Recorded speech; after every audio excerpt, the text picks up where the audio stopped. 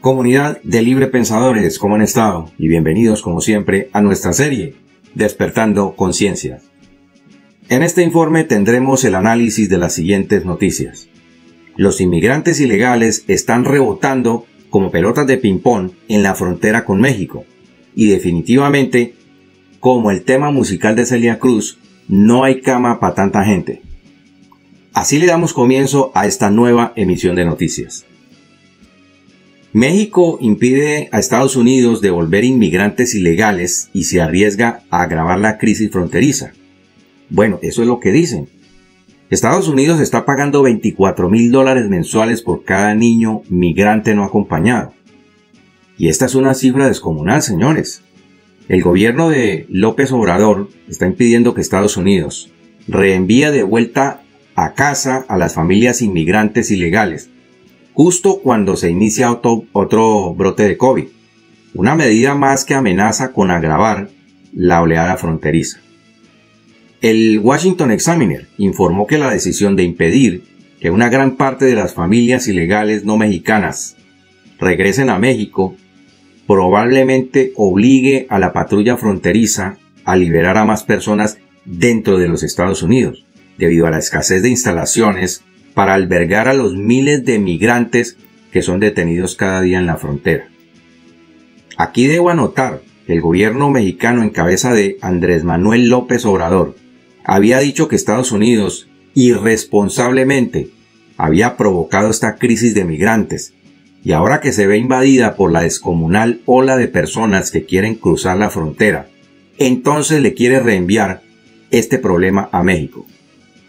La semana pasada, más de 20,000 personas fueron capturadas en el Valle del Río Grande, el paso ilegal más activo de los 9 sectores de la frontera. Este fue el mayor número de ilegales detenidos en solo una semana en la historia de la región. México se negó discretamente a aceptar grupos selectos de familias ilegales detenidas en la frontera la semana pasada.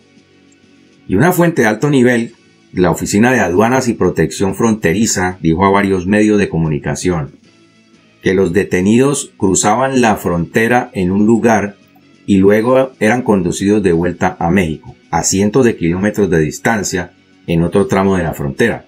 Es decir, que por un lado entran y por el otro lado los vuelven a sacar. Y créanme que esto está causando un verdadero drama. La patrulla fronteriza, por ejemplo, comenzó a llevar a los ilegales a El Paso, en Texas, cuando el estado mexicano de Tamaulipas, que limita con el Valle del Río Grande en el sur de Texas, dejó de permitir la repatriación de muchas familias, pero estas son devueltas a México una vez que llegan a El Paso. Cuando se produjo el primer brote de COVID en marzo de 2020, Estados Unidos decidió dejar de detener a los inmigrantes ilegales y comenzó a rechazarlos en la frontera. En ese entonces cientos de miles de ilegales fueron deportados a México y aún en los últimos 17 meses. Las expulsiones conocidas como Título 42 se llevaron a cabo para evitar enviarlos a instalaciones superpobladas dentro de Estados Unidos, donde el coronavirus podría propagarse más rápidamente. Y por desgracia, México se está negando a aceptar el Título 42. Y con toda razón, amigos nuestros. México dejó de permitir que las familias con niños mayores regresaran a México cuando Biden asumió la presidencia. Como resultado, la patrulla fronteriza no pudo rechazarlos más. Incluso el propio presidente prometió que dejaría de expulsar a las familias, pero aún no lo ha hecho, porque según las autoridades mexicanas, esto continúa sucediendo. La Unión Americana de Libertades Civiles demandó por las expulsiones de familias por parte de la administración, pero el caso quedó en suspenso después de que el gobierno norteamericano prometiera que pronto pondría fin a esas expulsiones. A medida que México comenzó a rechazar la reunificación familiar, el número de ilegales detenidos ha aumentado. En julio, por ejemplo, este julio que acaba de pasar, de 2021, según los medios de comunicación, más de 6,600 ilegales fueron encarcelados en instalaciones diseñadas para albergar a menos de 1,000 personas. Es decir, que hay hacinamiento, señores. Y para procesar los casos más rápidamente, la patrulla fronteriza los está liberando progresivamente, pero dentro de los Estados Unidos. Al mismo tiempo, el Servicio de Inmigración y Control de Aduanas empezará a admitir más personas en la frontera. Desde que el presidente asumió el cargo, el Servicio de Inmigración y Control de Aduanas ICE ha evitado principalmente retener a las familias porque la patrulla fronteriza ha preferido liberar las personas en lugar de transferirlas a ICE, donde solo pueden ser retenidas legalmente durante un máximo de 20 días.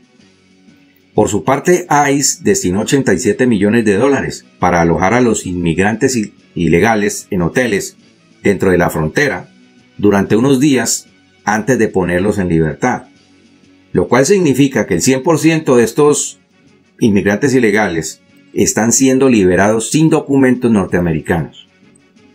Veremos a ver cómo se desarrolla toda esta situación que tiende a empeorar. Y definitivamente, como el tema musical de Celia Cruz, no hay cama para tanta gente. Estados Unidos habilitó a 6 millones de venezolanos a permanecer legalmente en el país. El secretario de Seguridad Nacional de los Estados Unidos, Alejandro Mayorkas, acaba de publicar una extensión de 18 meses para que los venezolanos que se encuentren en Estados Unidos soliciten estatus de protección temporal, que les permita permanecer en el país de forma legal. Ese tiempo permite e incentiva a que millones de venezolanos que actualmente se encuentran en Sudamérica lleguen a los Estados Unidos y soliciten su TPS.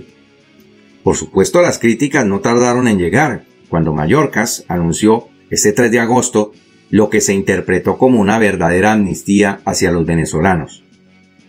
A través de este aviso, el Departamento de Seguridad Nacional anunció extensiones de los períodos de registro inicial de 6 a 18 meses para los nuevos solicitantes, bajo las designaciones de estatus de protección temporal, o TPS, para Venezuela, Siria y Birmania. Y se puede leer esto en un resumen oficial del comunicado del DHS. Esta extensión para solicitar los TPS habilita a unos 6 millones de venezolanos que actualmente se encuentran exiliados en distintos puntos de Sur y Centroamérica y se vean motivados y tengan el tiempo suficiente y obviamente los recursos para dirigirse hacia los Estados Unidos con el fin de solicitar el estado de protección que les permita permanecer y trabajar en forma legal dentro del territorio estadounidense. Amigos nuestros, aquí la pregunta es, ¿será que la administración Biden quiere llenar las vacantes de las empresas y negocios que están solicitando empleados con inmigrantes venezolanos? Es muy probable. Pero ¿dónde quedan entonces los antiguos empleados que ocupaban estos cargos o estos empleos antes de la pandemia? Aquí hay que hacerse esta pregunta. Porque el problema será tan grande y crecerá como una bola de nieve cuando estos exempleados que actualmente están recibiendo subsidios del gobierno y que eventualmente no los vayan a recibir más, quieran o tengan que regresar a sus trabajos. Señores, no hay cama para tanta gente. No hay empleos suficientes para tanto desempleado. Y adicionalmente, ¿qué va a pasar con los inquilinos que están dependiendo en estos momentos de la moratoria por desalojos? Porque tarde o temprano los propietarios van a reclamar sus arrendamientos. Y obviamente tarde o temprano también estos beneficiarios se van a quedar sin esos auxilios del gobierno. Rob Lau, alto exfuncionario de Ciudadanía de Estados Unidos y de la Agencia de Servicios de Inmigración, dijo, según Breitbart News, que la mayoría de los migrantes que lleguen a la frontera después de esta semana recibirán TPS porque Mayorkas y sus ayudantes presionarán a los funcionarios de la agencia para que aprueben las solicitudes. La decisión de Mayorkas se dio apenas una semana después de que se le otorgara el estatus de protección a más de 100.000 migrantes haitianos por fuera del límite preestablecido. La gran mayoría de ellos, de los beneficiarios haitianos, eran migrantes ilegales recientemente ingresados por la frontera sur de los Estados Unidos. Lau fue muy crítico con la administración Biden y sobre todo con los funcionarios ligados a las políticas migratorias, a quienes acusó de utilizar los TPS como un arma política, al encontrarse con dificultades para implementar su verdadero plan, que es una amnistía general para todos los inmigrantes, mediante una legislación aprobada por el Congreso, lo cual no va a ocurrir. Este es el plan de Migración Express de Mallorcas, quien está cumpliendo órdenes de alguien más y no es de la oficina oval. Para el 2022, los Estados Unidos tiene que haber recibido más de 6 millones de indocumentados, y lo están haciendo a través de esta vía.